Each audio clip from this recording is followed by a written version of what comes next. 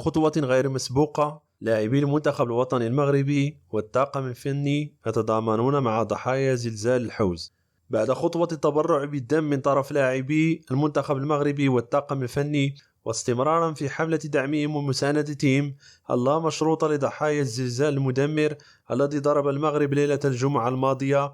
حرص لاعبو الفريق الوطني على التأكيد بأنهم سيتبرعون بكافة المنح التي سيحصلون عليها من خلال المباريات المقبلة إلى غاية نهائيات كأس إفريقيا لفائدة الصندوق الخاص بتدبير آثار الزلزال المدمر، والذي أمر صاحب الجلالة محمد السادس بإنشائه لدعم المتضررين وإعادة إعمار المناطق المنكوبة.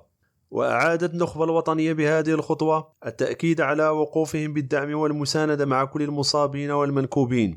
وأكمل نجوم المنتخب الوطني في رسالتهم الجماعية قولهم: نعيدكم بمزيد من المبادرات التضامنية. وحاليا يقوم لاعبو المنتخب الوطني بنشر صورة خاصة بهذه الحملة التضامنية مع ضحايا الزلزال من خلال وسائل التواصل الاجتماعي.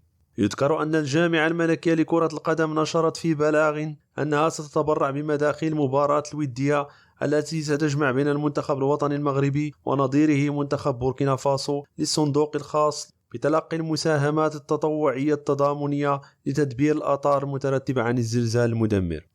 فما رأيكم بهذه المبادرة التي قام بها لاعبو المنتخب الوطني المغربي؟ هل المتضررون في حاجة لمبادرات أخرى؟ اتركوا لي آراءكم في التعليقات ودمتم سالمين. لا تنسى الاعجاب بالفيديو والاشتراك بالقناة مع الضغط على الجرس ليصلك كل جديد.